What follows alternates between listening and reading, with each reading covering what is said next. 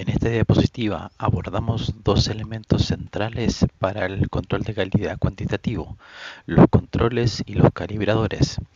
Aunque ambos contienen cantidades conocidas del analito, su propósito, composición y uso son profundamente distintos y entender esa diferencia es clave para asegurar la validez del sistema analítico. Comencemos con los controles. Estos son materiales que simulan muestras reales y se procesan exactamente igual que una muestra de paciente. Su finalidad es evaluar el rendimiento del sistema de análisis completo, incluyendo el equipo, los reactivos, el operador y las condiciones ambientales. Es decir, los controles permiten monitorear la imprecisión del sistema, detectar errores aleatorios o sistemáticos y verificar que todo funciona correctamente antes, durante y después del análisis. Aunque los controles pueden parecer similares a los materiales de referencia, no se utilizan para asignar valor, sino que para controlar la calidad de la medición.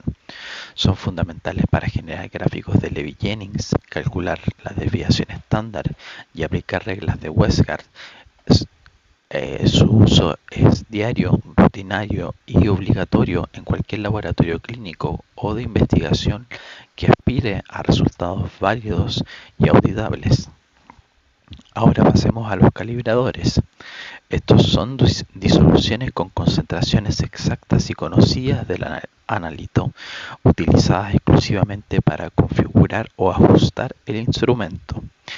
El calibrador establece una relación entre la señal del sistema y la concentración real. Por eso los calibradores son imprescindibles antes de iniciar el análisis. Esto es cuando estamos hablando de la configuración del equipo o cuando estamos cambiando de lote.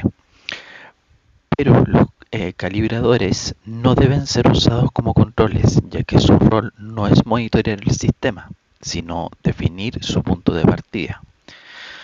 También llamados estándares, los calibradores tienen matrices simples, usualmente un buffer como PBS o agua, y no reproducen las variables de las muestras reales.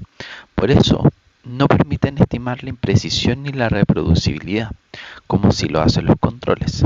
Entonces, a modo de resumen, los controles nos dicen si el sistema está funcionando correctamente y los calibradores nos permiten que el sistema sepa qué está midiendo. Uno de los principios más exigentes y a la vez más fundamentales de todo sistema de medición confiable es la trazabilidad metrológica. Esta propiedad es la que distingue una medición científicamente válida de una simplemente aproximada o anecdótica, y es absolutamente clave cuando trabajamos con calibradores. La trazabilidad, en términos formales, es la propiedad de una medición o de un valor asignado a un patrón, que debe estar relacionada con un patrón nacional o internacional a través de una cadena ininterrumpida de comparaciones. Esta cadena, como ilustra la pirámide de la derecha, va desde el instrumento de medición del laboratorio hasta el sistema internacional de unidades, pasando por estándares industriales, nacionales e internacionales. Pero la trazabilidad no es solo una afirmación, debe ser demostrable. Para ello se deben cumplir ciertos elementos críticos. Entre ellos se cuentan una cadena de trazabilidad metrológica, es decir, poder demostrar que el valor asignado a un calibrador proviene de una comparación directa o indirecta con un patrón de referencia conocida. Una incertidumbre de medida definida y cuantificada que permite interpretar correctamente el valor medido y su margen de error. Este punto es vital para poder comparar los resultados entre laboratorios. Un procedimiento de medición validado y documentado que garantice que la medición se realiza de forma estandarizada y repetible. La competencia técnica del personal del laboratorio que realiza la medición debe estar reconocida, idealmente mediante acreditación bajo la normativa ISO 17025. La trazabilidad debe estar vinculada al sistema internacional de unidades. Esto garantiza que los valores obtenidos sean comparables a nivel global y que puedan ser utilizados en contextos clínicos, regulatorios o científicos internacionales. Finalmente, debe haber control sobre los intervalos entre calibraciones, es decir, saber con qué frecuencia un calibrador debe ser reevaluado o reemplazado para mantener la validez de sus valores asignados. Esta estructura asegura que lo que medimos no solo es confiable en nuestro laboratorio, sino que es reconocible y comparable en cualquier parte del mundo. En una investigación clínica, validación de métodos, control de calidad o desarrollo de una tecnología diagnóstica, la trazabilidad es una exigencia tanto científica como ética. En esta etapa de la clase abordamos un aspecto crítico de la implementación del control de calidad cuantitativo y es la selección del material adecuada del material de control. Esta selección no puede ser arbitraria, debe estar guiada por criterios técnicos que garanticen la relevancia clínica, la comparabilidad analítica y el análisis del sistema, la reproducibilidad del sistema, perdón. Primero, los controles deben ser pertinentes para el análisis diagnóstico que se desea evaluar. Esto implica que el analito contenido en el control debe estar en concentraciones cercanas a los puntos de decisión médica, es decir, dentro del umbral donde se toman decisiones clínicas relevantes. Por ejemplo, si evaluamos glucosa, deberíamos tener controles cerca del umbral de hipoglucemia y del diagnóstico de diabetes. Además, los controles deben tener la misma matriz que las muestras de los pacientes. Si se analiza suero, el control debe estar en suero humano o un sustituto con propiedades físico-químicas equivalentes. Esto permite identificar problemas de recuperación o interferencias que podrían pasar desapercibidos si se utiliza una matriz no representativa. En cuanto a las formas de los materiales de control, estos pueden encontrarse en distintas variedades. Podemos encontrarlos como congelados, liofilizados o solución estabilizada con preservantes. Cada uno tiene ventajas y desventajas. Los liofilizados, que son los que más se utilizan, requieren una reconstitución cuidadosa, donde errores en el pipeteo o en el volumen de dilución puede alterar la concentración del analito. Por eso la técnica del operador se vuelve crítica. Los controles pueden ser adquiridos comercialmente, provistos por laboratorios centrales o incluso preparados internamente. En este último caso, por ejemplo, puede reunirse suero de múltiples pacientes, mezclarlos y caracterizarlos analíticamente para su uso interno. Esto requiere trazabilidad, estandarización y procedimientos de validación propios. Finalmente, los controles pueden estar validados o no validados. Los controles validados vienen con un valor asignado por el fabricante y son útiles para laboratorios que no cuentan con medios para caracterizar concentraciones.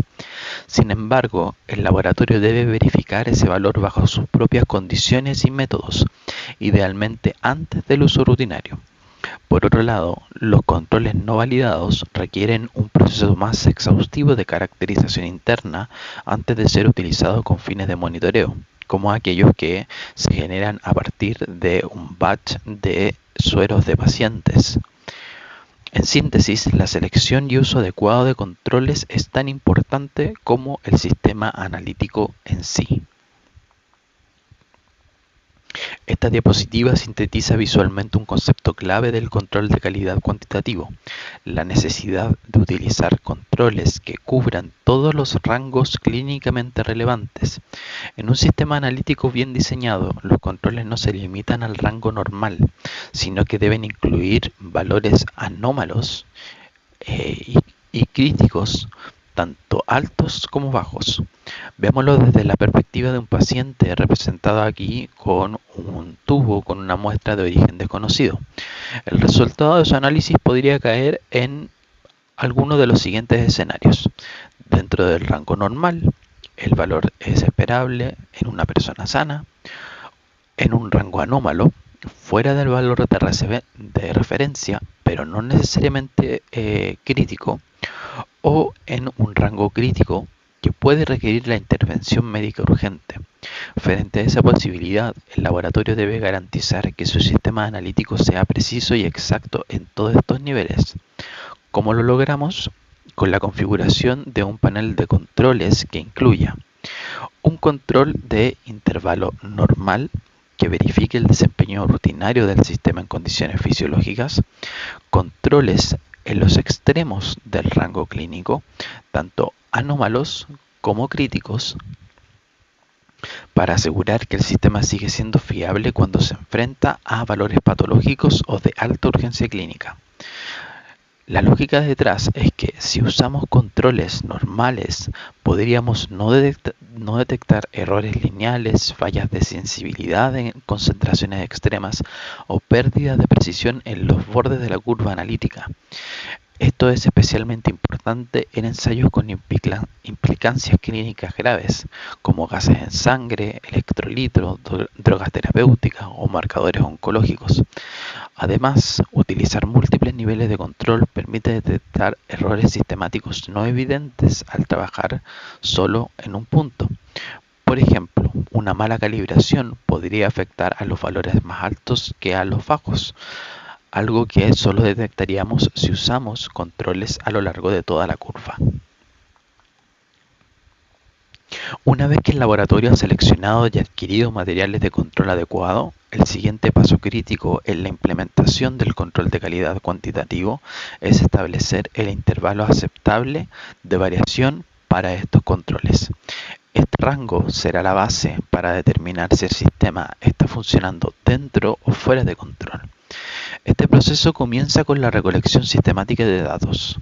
Se recomienda como estándar mínimo recoger al menos 20 valores consecutivos del control durante un periodo de 20 a 30 días.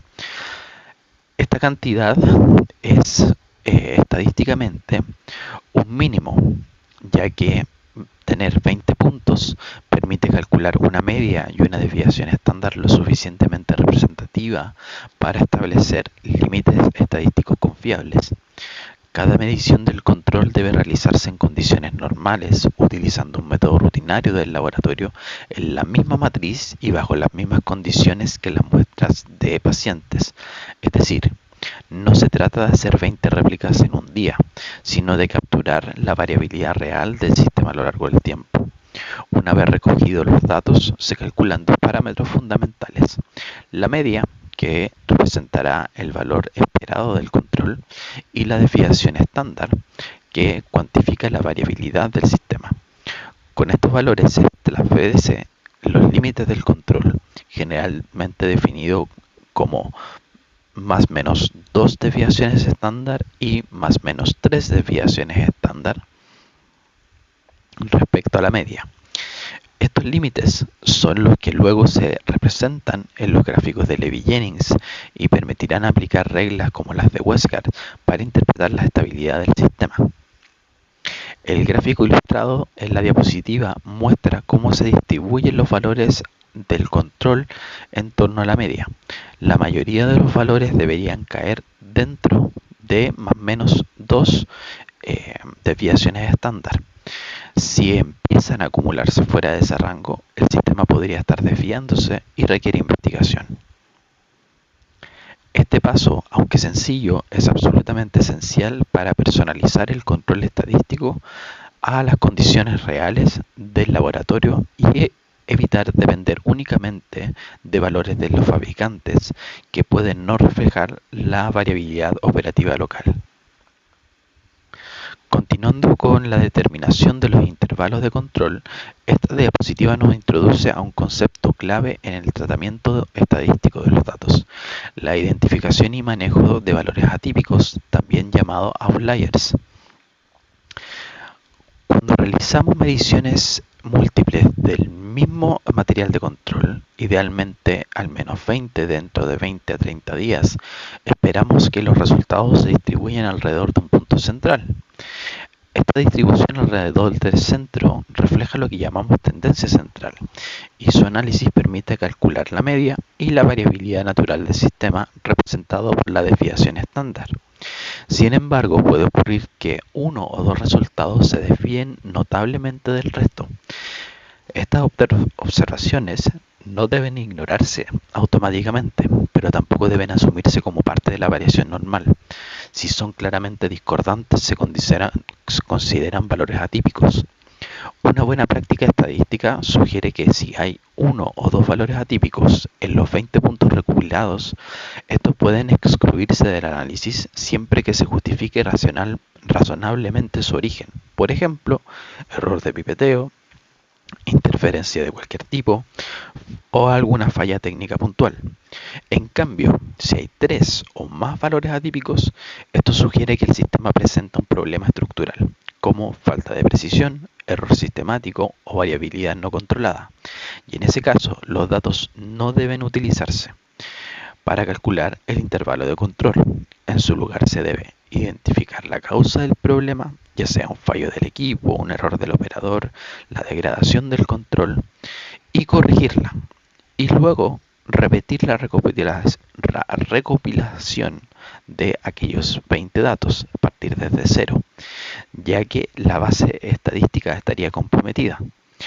Este enfoque garantiza que los límites de control establecidos representen la variabilidad real y controlada del sistema y no se vean afectados por eventos anómalos. De lo contrario, estaríamos construyendo una falsa tolerancia a la inestabilidad, lo que puede llevar a no detectar errores reales en el futuro. Llegamos a una de las distinciones conceptuales más importantes del control de calidad, que es la diferencia entre la exactitud y la precisión. Aunque estos términos suelen utilizarse como sinónimos en el lenguaje cotidiano, en el contexto analítico tienen significados complementarios pero distintos. Comencemos con la exactitud. Esta se refiere a qué tan cercana está una medición de su valor real. Es decir, si la medición promedio se aproxima al valor de referencia, el sistema es exacto. Por ejemplo, si el valor real de glucosa en una muestra es 100 miligramos por decilitro y el sistema entrega valores promedios cercanos a 100, podemos decir que el método es exacto. En cambio, la precisión describe la variabilidad de los resultados al repetir una medición. Un método preciso entrega valores consistentes entre sí, aunque no necesariamente cercanos al valor verdadero. Cuanto menor es la dispersión, mayor es la precisión. La figura que tenemos acá abajo ilustra estos conceptos mediante una analogía de disparos en un blanco. En el primer blanco, los disparos están agrupados y en el centro. Esto quiere hacer referencia a que el sistema es exacto y preciso. En el segundo, los disparos están agrupados pero desplazados del centro. El sistema es preciso pero sesgado, es decir, no es exacto. Y en el tercer caso, los disparos están dispersos. En este caso, el sistema es impreciso y por lo tanto también poco confiable. Además, esto introduce el concepto de sesgo o bias, que es la diferencia sistemática entre el resultado medido y el valor de referencia aceptado, que queda identificado con la segunda figura. El sesgo afecta la exactitud y puede deberse a errores de calibración, interferencias analíticas o condiciones sistemáticas del sistema. Desde el punto de vista clínico y regulatorio, un método solo puede considerarse fiable si es tanto exacto como preciso. Un sistema, puede ser muy preciso y sin embargo estar mal calibrado, entregando resultados erróneos de manera consistente. Y al revés, un método puede ser exacto en promedio, pero si es impreciso, los resultados individuales serán inestables y poco útiles en la práctica. Por lo tanto, exactitud y precisión son pilares de la calidad analítica. El gráfico de Levi-Jennings es una de las herramientas más poderosas en el control de calidad cuantitativo, ya que permite una representación visual continua del rendimiento del sistema analítico a lo largo del tiempo. Es una forma práctica de monitorear exactitud, precisión y estabilidad mediante los resultados del material de control. En el eje X de este gráfico se representa el número de corridas o el tiempo, mientras que en el eje Y se ubican los valores de control medido, en unidades absolutas o relativas. La línea central que podemos observar corresponde a la media del control y las líneas horizontales adicionales indican los límites de más menos 1, más menos 2 y más menos 3 desviaciones estándar. Este tipo de gráfico permite responder visualmente a tres preguntas clave. ¿El sistema mantiene su rendimiento cerca del valor esperado? ¿Hay variaciones importantes entre corridas? ¿Existen patrones que indiquen errores sistemáticos o aleatorios? Las ventajas de los gráficos de Levi-Jennings son claras. Proveen una visión inmediata del comportamiento analítico, permiten detectar tendencias, desplazamientos o imprecisiones antes de que afecten el reporte de resultados. Son relativamente simples de interpretar, incluso por personal no experto en estadística. No obstante, tienen algunas limitaciones. Requieren tiempo y constancia para su construcción, especialmente si se grafican manualmente. Y se necesita un gráfico independiente para cada analito y cada nivel de control, lo que puede ser demandante en laboratorios de alta complejidad. En el gráfico que se muestra, los puntos de control fluctúan alrededor de la media, lo que indica que el sistema tiene variabilidad aceptable.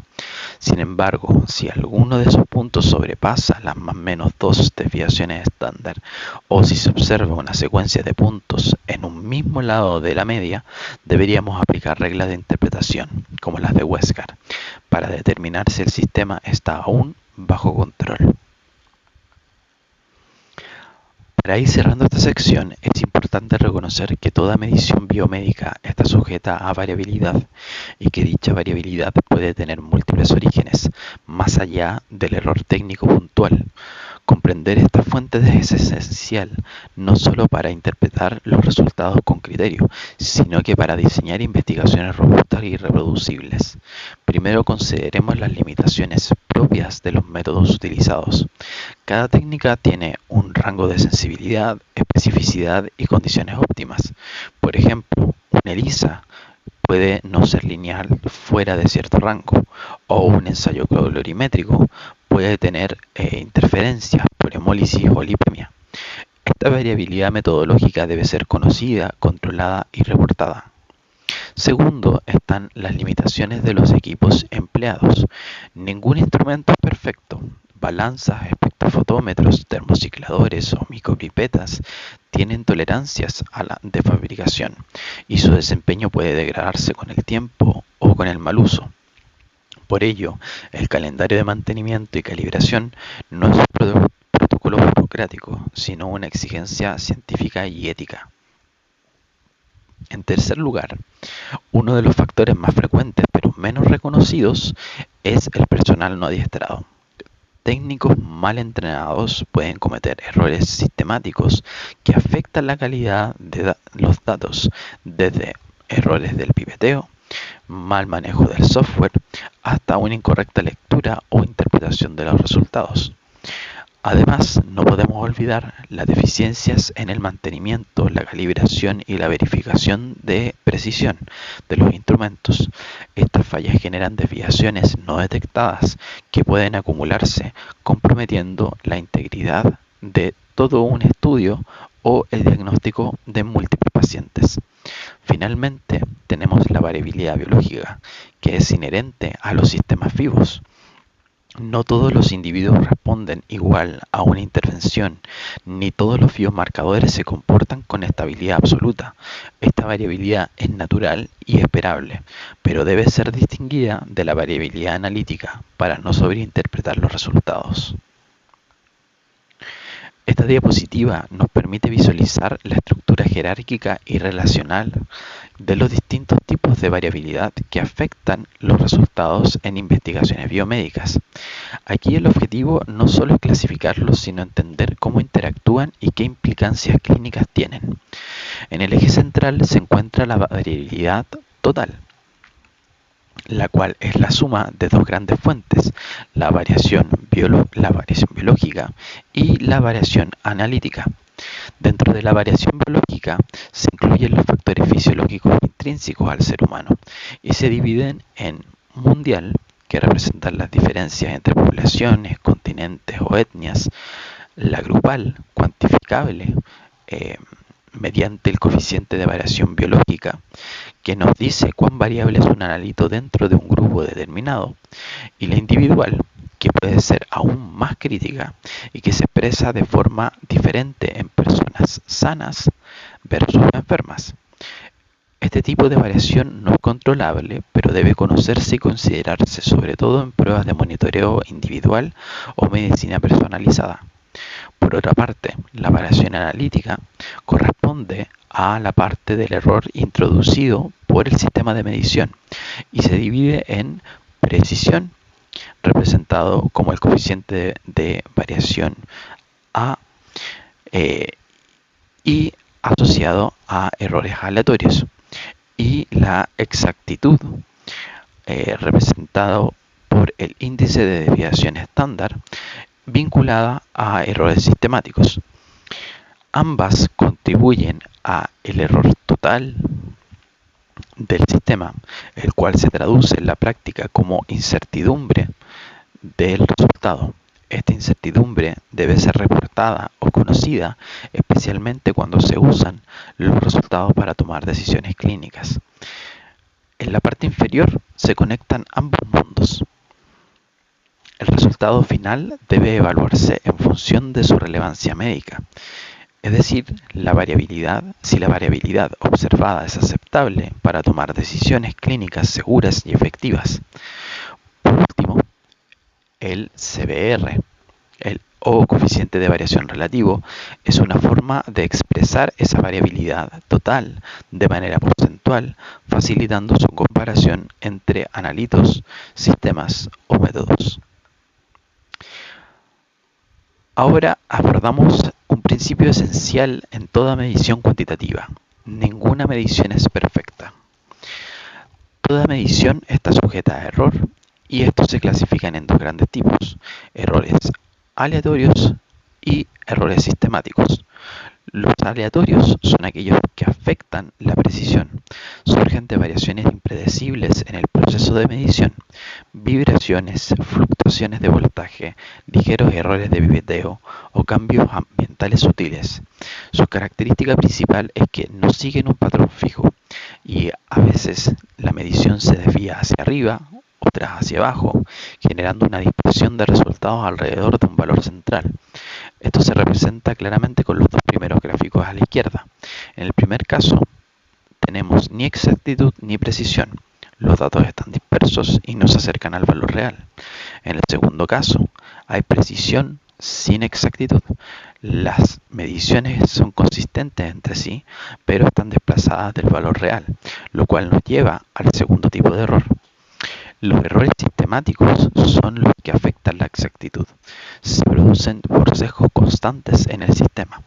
Una pipeta mal calibrada, un reactivo deteriorado, una curva de calibración incorrecta o una interferencia química. A diferencia del error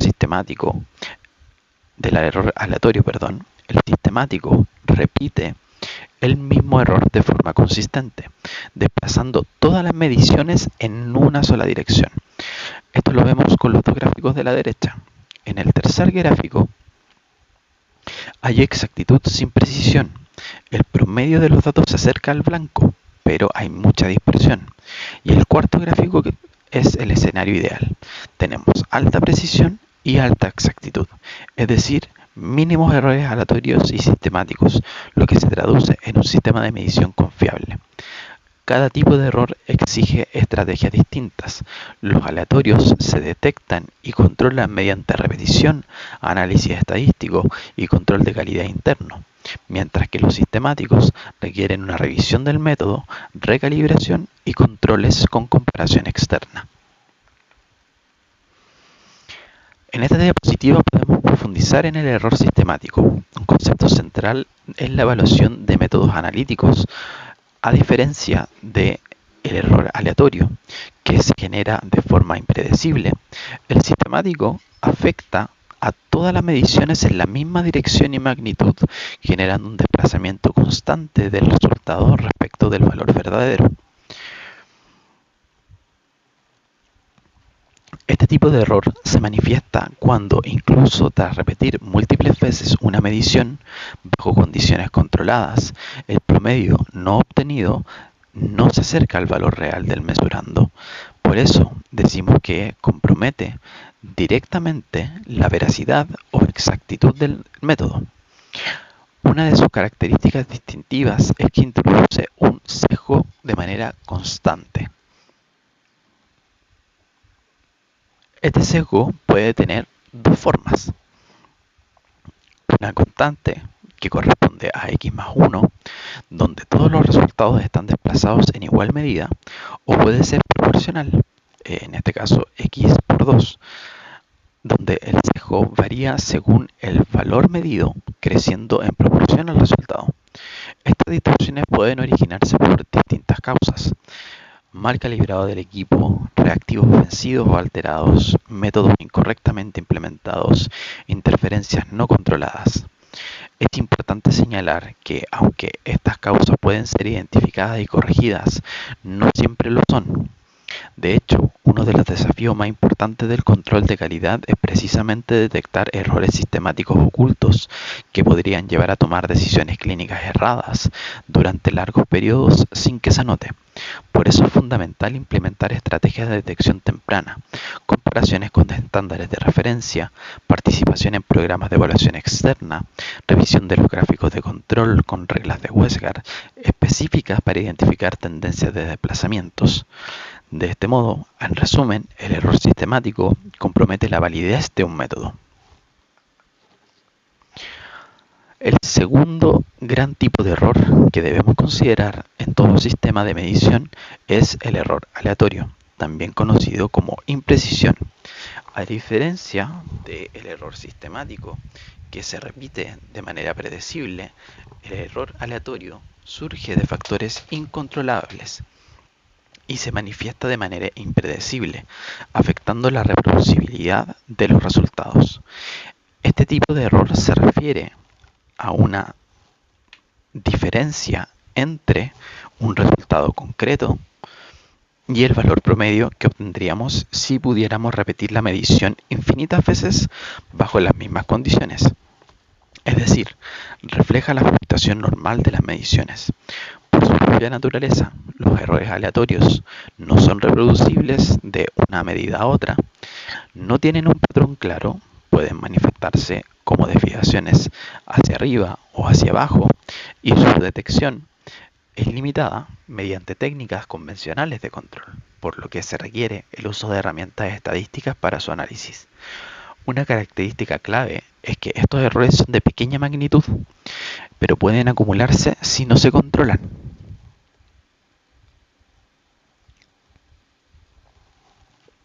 Su origen es muy diverso. Puede deberse a vibraciones del equipo, variaciones ambientales, diferencias en el operador, cambios en el volumen promediado o incluso ruido electrónico de un sistema automatizado. Además, siempre tienen carácter aditivo, lo que significa que se suman a la medición verdadera sin un sesgo específico. Esto los diferencia claramente del error sistemático, que introduce un desplazamiento constante. Desde el punto de vista metodológico, un error aleatorio determina la precisión del método, es decir, cuán agrupados o dispersos están los resultados entre sí, independientemente de si son correctos o no en relación con el valor real. La precisión, por tanto, se evalúa observando la proximidad entre valores medidos repetidamente, bajo las mismas condiciones. Se cuantifica generalmente mediante la desviación estándar o el coeficiente de variación y puede visualizarse fácilmente en los gráficos de Levy-Jennings. En resumen, el error aleatorio no puede eliminarse del todo, pero sí puede minimizarse mediante buen entrenamiento del personal, estabilización del ambiental, estandarización de procedimientos y evaluación estadística continua del desempeño. Esta diapositiva resume de forma muy clara cómo se estructura y clasifican y manejan los errores de medición en el laboratorio clínico y la investigación biomédica. En primer lugar, partimos del concepto general de error de medida, que es inherente a cualquier proceso de cuantificación. Estos errores pueden clasificarse en dos grandes categorías, los errores sistemáticos y los errores aleatorios. Los sistemáticos son aquellos que se repiten de forma constante y afectan la exactitud del método. Si son estimables, es decir, podemos cuantificarlos, podemos aplicar un factor de corrección. Por ejemplo, si sabemos que un equipo está sistemáticamente subestimando un valor en 5 unidades, podemos corregirlo matemáticamente el resultado. Una vez corregido, se obtiene un resultado ajustado y clínicamente válido. Sin embargo, algunos errores sistemáticos no son estimables, ya sea porque su causa no se ha identificado o porque sus efectos no son consistentes. En ese caso, deben considerarse dentro del margen de incertidumbre, pues no es posible eh, corregirlos directamente. Por otra parte, los errores aleatorios son impredecibles y variables de una medición a otra. No pueden corregirse individualmente, pero sí pueden cuantificarse en conjunto para establecer el grado de incertidumbre del método. Así llegamos a los dos elementos que deben aparecer en todo resultado analítico confiable. El valor informado o resultado ajustado cuando corresponde y la incertidumbre asociada, que refleja el rango dentro del cual esperamos que esté el valor verdadero, considerando las variaciones inherentes al proceso. Este esquema es clave porque integra la visión cuantitativa y cualitativa del control de calidad. No solo buscamos reportar un número, sino contextualizarlo en términos de su confiabilidad. Ahora que hemos comprendido las distintas fuentes de errores, las repeticiones, tanto sistémicas como aleatorias, es esencial enfocarnos en qué podemos hacer para reducir su impacto. Esta diapositiva nos ofrece un conjunto de estrategias concretas aplicables tanto en el laboratorio clínico como en contextos de investigación biomédica. La primera medida clave es la estandarización de los métodos de medición. Esto implica que todo procedimiento debe estar descrito en el Manual de Operaciones o Protocolo Operativo Estándar (POE). La estandarización no solo asegura que todos trabajemos igual, sino que también hace detectables las desviaciones. En segundo lugar, el adiestramiento y capacitación continua del personal son fundamentales. No basta con saber operar un instrumento, debemos entender sus limitaciones, saber identificar errores potenciales y actuar con criterio profesional. En algunos contextos, además, se exige la acreditación del observador para asegurar competencia técnica. Otra medida relevante es el refinamiento del instrumento de medición. Esto puede incluir desde mejoras tecnológicas hasta simples ajustes de calibración. De la mano de esto, la automatización de los procedimientos puede disminuir significativamente los errores humanos, pero siempre debe ir acompañada de la validación y el monitoreo continuo. Luego está la verificación de técnicas o lo que denominamos como control de calidad, que es el corazón del aseguramiento analítico. Esto implica lo que ya hemos visto: uso de controles, los gráficos de Levy-Jennings, aplicación de reglas de Westgard y comparaciones externas entre laboratorios. Por último, nunca debemos subestimar el valor de una acción tan básica como la repetición de la medición. Si algo parece inconsistente o inesperado, repetir puede ser la mejor forma de confirmar si estamos ante un error aleatorio, un sesgo sistemático o incluso un hallazgo clínico relevante. En esta diapositiva abordamos uno de los pilares operativos del laboratorio clínico, el control de calidad interno. Esta estrategia no solo complementa el control externo, sino que es esencial para asegurar que cada corrida analítica entregue resultados confiables, reproducibles y clínicamente útiles. El primer objetivo del control de calidad interno es identificar las muestras cuyos resultados deben ser rechazados, ya sea por pérdida de precisión o exactitud. En otras palabras, detectar a tiempo si un resultado no es confiable antes de entregarlo, evitando decisiones clínicas cerradas. Además, el control de calidad interno permite identificar el error que está afectando el sistema, facilitando no solo la corrección puntual, sino también la optimización del diseño del análisis. Veamos algunos de los objetivos específicos más relevantes. Detectar tendencias o alteraciones en los resultados antes que se conviertan en errores críticos. Por ejemplo, una ligera desviación en los valores del control pueden anticipar una futura falla del instrumento o del reactivo. Emitir juicios válidos sobre la desviación del resultado, proporcionando evidencia cuantificable sobre la estabilidad del sistema analítico. Mantener un registro continuo del desempeño del sistema, lo que constituye una herramienta de trazabilidad y de mejora continua. Tomar decisiones objetivas respecto a si se acepta o se rechaza una corrida analítica, eh, lo que evita que los resultados se validen por intuición y fortalece la transparencia del proceso. Y finalmente, el control de calidad interno es indispensable para verificar el estado de los equipos y los materiales antes del análisis de las muestras de los pacientes, asegurando que todo el sistema esté en condiciones óptimas. Una vez consolidado el control de calidad interno, el siguiente paso lógico en el aseguramiento de la calidad analítica es la participación en programas de control de calidad externo. A diferencia del control de calidad interno, que evalúa el rendimiento diario dentro del laboratorio, el control de calidad externo permite comparar nuestros resultados con los de otros laboratorios bajo condiciones similares, actuando como una forma de evaluación entre pares. El primer objetivo del control de calidad externo es promover la calidad analítica entre laboratorios clínicos, fomentando estándares comunes y mejores prácticas. Esto cobra especial relevancia en análisis con implicancias diagnósticas críticas, como pruebas hormonales, marcadores tumorales o estudios toxicológicos. A través de estos programas también se busca identificar errores que pueden pasar desapercibidos internamente, incentivando la mejora continua. Sin embargo, es importante recalcar que el control de calidad externo no es preventivo. Sus resultados se reciben después de haber emitido los informes clínicos, por lo que sirve como una herramienta de auditoría retroactiva, más que una corrección inmediata. El proceso sigue una secuencia estandarizada entre un centro organizador y los laboratorios participantes, como se muestra en el diagrama de la derecha. El proveedor coordina el programa y prepara el material de control. El laboratorio participante lo procesa como si fuera una muestra real. Luego envía los resultados, que son evaluados por el organizador. Finalmente se entrega un informe de desempeño y, si corresponde, un certificado de participación anual. Lo más valioso del control de calidad externo es que permite comparar nuestros resultados con valores de referencia o de consenso, detectando desviaciones sistemáticas o problemas de exactitud que tal vez no se detectaron con los controles internos.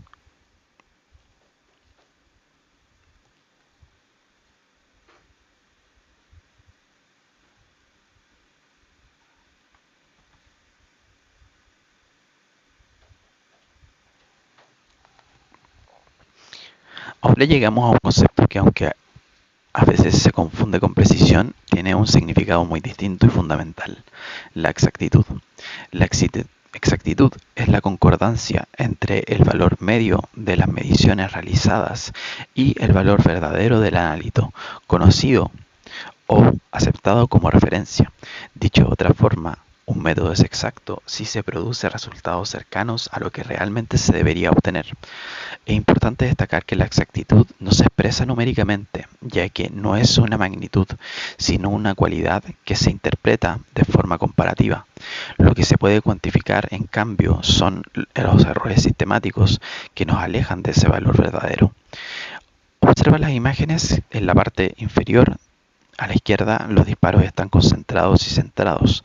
Esto representa un método exacto y preciso, es decir, los resultados se repiten y están cerca del valor real. En contraste, a la derecha, los disparos son dispersos y alejados del blanco. Este método es inexacto, aunque en algunos casos podría llegar a ser preciso, pero sesgado, si los puntos están fueran coherentes pero desplazados. Finalmente, como se señala en el último punto, la exactitud de medida se interpreta como la proximidad entre dos valores medidos atribuidos al mensurando. Esta definición es clave en el lenguaje metrológico y en los procesos de acreditación. Recordemos que sin exactitud no hay confiabilidad diagnóstica, sin importar cuán sofisticado sea el instrumento.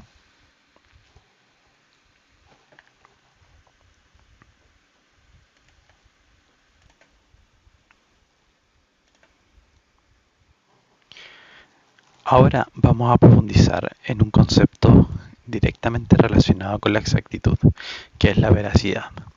Esta se refiere al grado de coincidencia entre el valor medio obtenido de una serie de mediciones y un valor de referencia aceptado.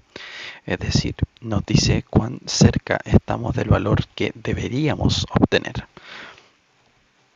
En la práctica del laboratorio muchas veces no tenemos acceso al valor verdadero del analito, por lo que utilizamos un valor convencional o de consenso de cantidad, que se acepta como una aproximación válida.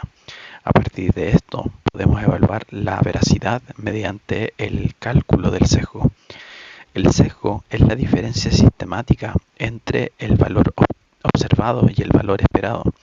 A diferencia del error aleatorio, el sesgo siempre actúa en una dirección constante, desplazando los resultados hacia arriba o hacia abajo. Por eso, el sesgo representa el error sistemático total del sistema. En la parte inferior de la diapositiva vemos la fórmula para calcular el porcentaje de sesgo o bias coefficient, donde la X barra corresponde a el valor medio obtenido en nuestras mediciones, la X corresponde al valor de referencia y este sesgo puede expresarse en porcentaje y es clave para calcular la exactitud combinada, que es la que tenemos acá a la derecha, que se obtiene como el 100% menos el bias coefficient. Un sesgo pequeño indica alta veracidad, mientras que un sesgo elevado compromete la confiabilidad del método, incluso si la precisión es buena. Para determinar el sesgo, pueden utilizarse diferentes tipos de materiales, desde materiales de referencia certificados hasta materiales fortificados, de control o de ensayo de aptitud. La elección dependerá del diseño del estudio y del grado de trazabilidad requerido. Por lo tanto, en resumen, la veracidad caracteriza cuán verdadero es nuestro promedio.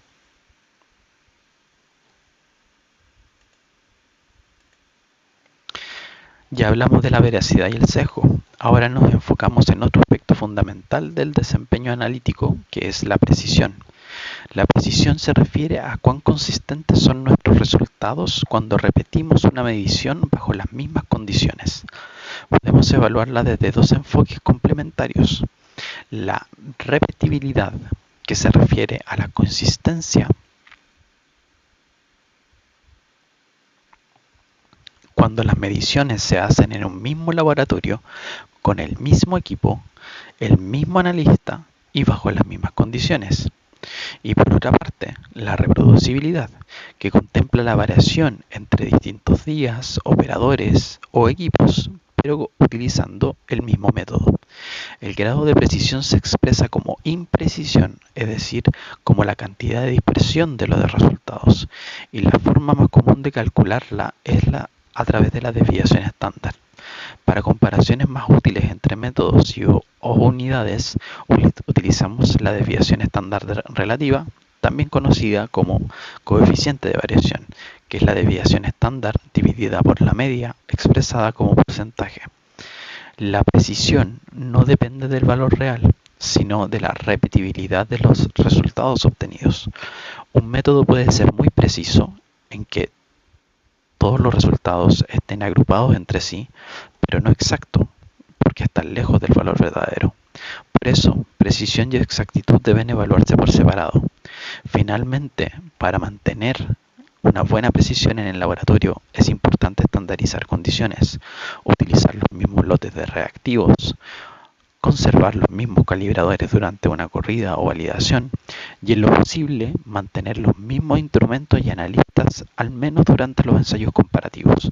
Esto permite minimizar la variabilidad interna del proceso y sostener la confiabilidad de los resultados en el tiempo. La precisión puede analizarse desde dos enfoques según el nivel de control de las condiciones que se miden, y ya los habíamos comentado, la repetibilidad y la reproducibilidad. La repetibilidad corresponde a la precisión bajo condiciones estrictamente controladas, es decir, cuando un mismo operador, usando el mismo equipo y método, realiza mediciones en el mismo laboratorio y en un intervalo de tiempo corto. El objetivo es ver cuán consistentes son los resultados cuando todas las variables están bajo control. Para evaluarla, se recomienda realizar al menos 6 mediciones en esas condiciones controladas. Luego se calcula la desviación estándar de repetibilidad y su correspondiente coeficiente de variación.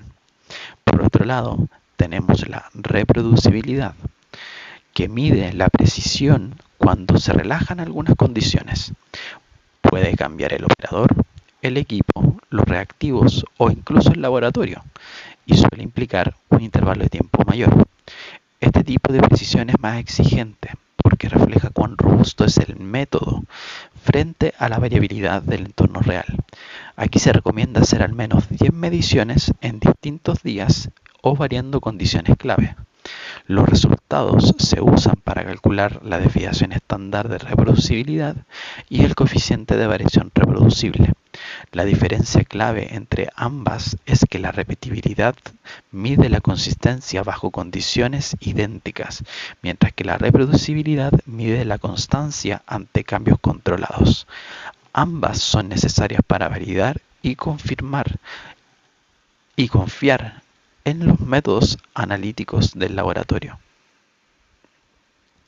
Esta imagen resume claramente los conceptos que hemos abordado a lo largo de la clase, cómo se relacionan la exactitud, los errores de medición, la veracidad y la precisión. A partir del concepto de exactitud, que es la capacidad de una medición de acercarse a un valor verdadero, esta depende de los errores de medida, que pueden clasificarse en errores sistemáticos, que son constantes o predecibles, y tienden a desplazar los resultados siempre en una misma dirección. Estos errores afectan la veracidad de las mediciones, es decir, cuán cercano es el valor promedio de una serie de mediciones al valor real. Y por otra parte, los errores aleatorios, que son impredecibles, varían sin un patrón fijo y afectan la precisión, o sea, la dispersión de los valores alrededor de la media. En resumen, si un sistema de medición tiene baja veracidad es porque hay errores sistemáticos, mientras que por otra parte, si tiene baja precisión es porque hay errores aleatorios. Y si queremos lograr alta exactitud, debemos minimizar ambos tipos de error. Esta gráfica representa un ejemplo de monitoreo de la concentración de calcio durante el mes de marzo del año 94 y nos permite visualizar claramente cómo identificar diferentes tipos de errores analíticos mediante el seguimiento diario. En el eje Y, observamos los niveles de calcio en miligramos por decilitro, mientras que en el eje X tenemos los días de control. A la derecha se indican los niveles de desviación estándar que sirven como referencia para saber si los valores se mantienen dentro de rangos aceptables. Notamos que inicialmente los resultados están cercanos al valor objetivo, pero luego se produce un desplazamiento sistemático hacia valores más altos, lo cual sugiere un error sistemático. Cuando los resultados sobrepasan las más 2 desviaciones estándar, se marcan como fuera de control alto, lo que exige una acción inmediata. Posteriormente observamos que los valores caen por debajo del límite inferior, lo que se clasifica como fuera de control bajo. Más adelante aparece un patrón de imprecisión, donde los resultados fluctúan ampliamente sin una tendencia clara, indicando un posible error aleatorio. Este tipo de monitoreo gráfico, que es un gráfico de Levy-Jennings, es fundamental para aplicar las reglas de Westcott y detectar a tiempo problemas que afecten la exactitud o precisión de nuestros métodos, ayudando a decidir cuándo aceptar, repetir o rechazar los resultados de una corrida analítica. Las reglas de Westcott son una herramienta esencial del control de calidad interno en laboratorios clínicos. Su función principal es determinar si un análisis está dentro de control o fuera de control, evaluando datos del control de calidad en base a criterios estadísticos predefinidos. Estas reglas se basan en desviaciones estándar y permiten detectar tanto errores sistemáticos como aleatorios antes de que afecten los resultados de los pacientes. En este diagrama vemos cómo se aplican distintas reglas en secuencia. Si el control supera las dos desviaciones estándar, se activa una alerta inicial, pero aún no se rechaza la corrida. Luego se verifica si se cumplen algunas de las reglas más estrictas. Por ejemplo, 1.3S, un valor excede las tres desviaciones estándar, indica un error aleatorio. La regla 2.2S, dos resultados consecutivos superan el mismo límite de dos desviaciones estándar, sugiere un error sistemático. La regla R4S, diferencia mayor de 4 desviaciones estándar entre dos controles, detecta una imprecisión. La regla 4.1S, cuando los resultados consecutivos superan una desviación estándar en la misma dirección, indica un error sistemático. Y la regla 10X, en que tenemos 10 resultados consecutivos que están en el mismo lado de la media, es la alerta de un sesgo persistente. Si se cumple alguna de estas reglas, el resultado es out of control, fuera de control, y se rechaza la corrida analítica. En cambio, si ninguna se cumple, el sistema se encuentra bajo control y se aceptan los resultados. Estas reglas no solo nos permiten tomar decisiones rápidas y objetivas, sino que mejoran la confiabilidad del laboratorio, asegurando resultados precisos y exactos para los pacientes. Ahora vemos una representación gráfica detallada de las principales reglas de Westcott, cada una con su tipo de error asociado y cómo luce en un gráfico de control. Por ejemplo, la regla 1.3S, el ensayo se rechaza si una sola medición sobrepasa las tres desviaciones estándar, indica un error aleatorio grave. Aquí se ve una medición aislada fuera de más tres desviaciones estándar. La regla 2.2S, si dos controles consecutivos superan el mismo límite de más dos desviaciones estándar o menos dos desviaciones estándar, hay una señal de error sistemático. Este patrón indica una tendencia persistente anormal. La regla R4S se considera fuera de control si un valor excede más dos desviaciones estándar y el siguiente menos dos desviaciones estándar. Se trata de un salto brusco entre dos valores que diferencia errores aleatorios importantes. La regla 4.1S es cuando cuatro mediciones consecutivas caen fuera de más o menos una desviación estándar en la misma dirección. Estamos frente a un error sistemático acumulativo. Esta es una advertencia temprana de sesgo. Y la regla 10X, en que si 10 resultados consecutivos caen del mismo lado de la media, aunque estén dentro de más o menos dos desviaciones estándar, también se consideran fuera de control. Esta es una alerta por sesgo sostenido que indica que el sistema ha perdido la neutralidad. Finalmente, la tabla resumen nos muestra qué tipo de error aleatorio sistemático está asociado a cada regla. Este enfoque permite detectar patrones específicos de desviación antes de que comprometan los resultados clínicos. El uso riguroso de estas reglas permite mejorar la confianza de los resultados del laboratorio y permite tomar decisiones correctivas a tiempo. Para finalizar, es importante integrar todos los conceptos que hemos revisado a lo largo de esta clase. En el laboratorio, la calidad del resultado analítico depende directamente de múltiples factores, desde el adecuado funcionamiento de los equipos y la correcta gestión de las muestras, hasta el uso riguroso de controles, calibradores y estándares. Dos conceptos centrales que nos permiten evaluar la confiabilidad de la medición son la exactitud, que indica cuán cerca está el resultado del valor real o verdadero, y depende en gran medida de la veracidad del método, es decir, de la ausencia de errores sistemáticos, y la precisión, que se refiere a la repetibilidad de los resultados. Cuán consistente es una medición y está determinada por la ausencia de errores aleatorios. Ambos tipos de errores, sistemáticos y aleatorios, afectan la calidad de los resultados. Los errores sistemáticos generan sesgos constantes, mientras que los aleatorios introducen variabilidad impredecible. Por eso es fundamental aplicar estrategias que los reduzcan, como la capacitación del personal, la calibración de los instrumentos y el uso de gráficos de control. En este contexto, el control de calidad interno permite monitorear día a día la precisión y exactitud mediante el uso de materiales de control y reglas estadísticas, como las reglas de Westgate, que nos alertan de manera anticipada sobre posibles fallas. Por otro lado, el control de calidad externo nos compara con otros laboratorios y refuerza nuestra evaluación mediante la trazabilidad a estándares nacionales o internacionales. En resumen, un sistema de calidad robusto no solo mejora el rendimiento técnico del laboratorio, sino que genera confianza clínica y diagnóstica. La calidad del dato analítico es la base para la toma de decisiones médicas seguras, oportunas y responsables.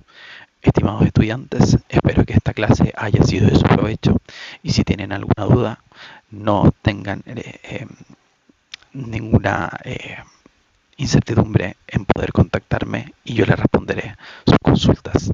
Muchas gracias y que tengan buena jornada.